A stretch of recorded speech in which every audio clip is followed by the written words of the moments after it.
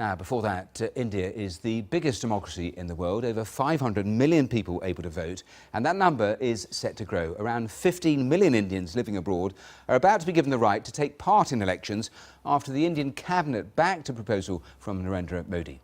The law still has to be passed, but it's thought that's a formality. Rahul Joglekar has been speaking to non-resident Indians here in the UK. Enjoying a festival in Watford, a town close to London. Many of the people you see here are Indians who like to remain connected to their home country. And from now, they will be able to vote in India's elections without having to leave Britain. We are still connected to the Indian culture and the roots and the politics there, even though we are staying here. So I think it's a good decision taken by the Indian government, which will help us a lot of the NRIs to have their say in the Indian democracy, which is in fact one of the biggest democracies in the world. Non-resident Indians take a big interest in what goes on back home. Many turned out in large numbers, enough to fill a whole stadium, when the Indian Prime Minister Narendra Modi travelled to Britain 2 years ago. Your heart swells with pride when you see the leader of your motherland coming into Wembley Stadium, packed with 60,000 Indians screaming Modi, Modi, and the opening act is the Prime Minister David Cameron, right? Where in the world has a nation's leader got such a big welcome in any other foreign country? Indian politicians regularly visit the UK. Here, Amrinder Singh, the Chief Minister of Punjab state, is encouraging Indians living in Britain to visit the state of Punjab. He's keen for young people in the diaspora to see firsthand what issues there are back home. And don't think that we're taking you on a political ride. Please be free. Whoever has an alliance with any party, which is a democratic party in the state, to please go and interact with them if you want to interact with them. We have no objection whatsoever at all. India's first Prime Minister Jawaharlal Nehru said that wherever an Indian goes, he takes a little bit of India with him.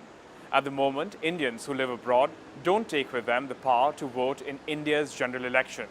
The Modi government wants to change all that, but experts argue that actually that may be pretty problematic. NRIs will get to vote for a government in India, and the government can form any policy, but people won't have to live with the consequences of that.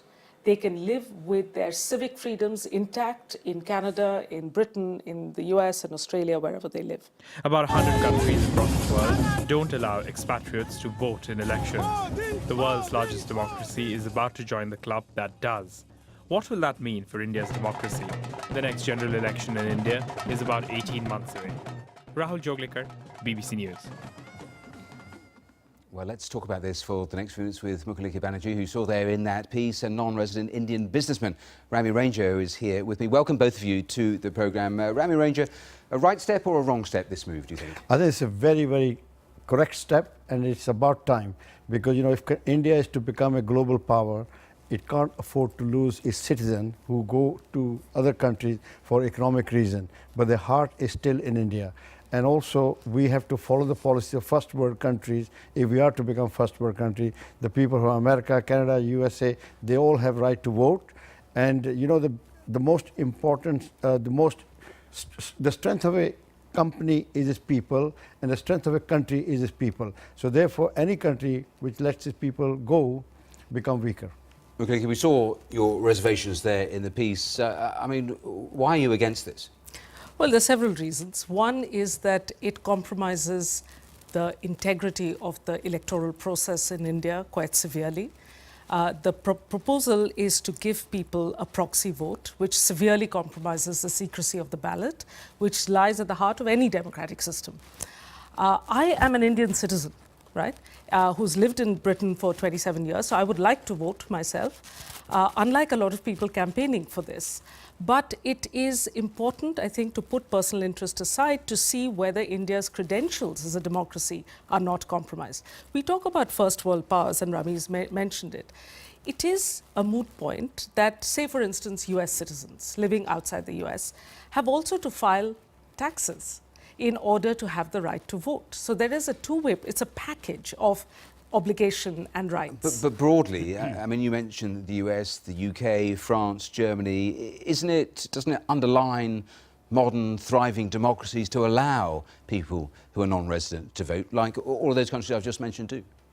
Yes, but I think that right has to come as a package of duties and obligations as well as the right to vote. If you're going to vote, you've got to have some accountability in the system, you've got to file your tax returns, and then you're connected. You can't be connected simply by choosing who you, elect to power. Rami Raja, are you sure that all of those Indians in the diaspora actually follow closely enough Indian politics to get involved, have a say, when it's a sizable number of votes? They do, and you all have to see the reception Mr. Modi got. 60,000 people came to Wembley to give him rapturous reception, because the love, you can take Indian out of India, but you can't take India out of India. But you don't necessarily agree with that, do you, in terms of how closely people follow?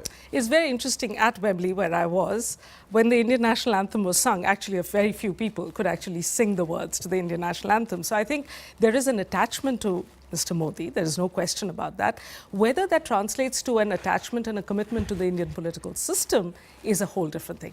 There's one other point and to make. Corruption, let me ask you about corruption. Does it, I know Rami Raja thinks it actually would help with all of those problems. Your view?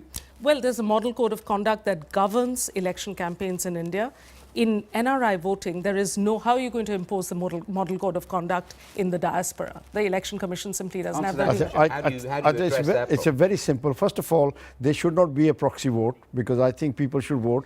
And people who have this OCI card, they are already vetted citizens, because they have an OCI card, they have a right to go to India without visa. So those are the people should get the right to vote. And if you give the people a stake in the country, they'll be more interested, and they will influence the election process of that country. Democracy becomes stronger. That's what Modi wants. He talks about people who've gone away, turning back, perhaps investing back in India. You think potentially it could help with all of that? Already 60 billion pounds of remittances are sent by the NRIs to India. You can imagine the people send the money to India, their family lives there, and then you suddenly say you have no right. One sentence. That or raw politics? These are people who support Modi.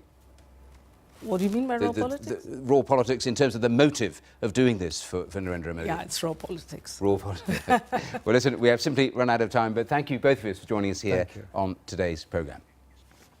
Now, still to come on today's Global, the mystery of Burma's royal ruby, the king's jewel that vanished in the days of empire when the British took treasure from Mandalay.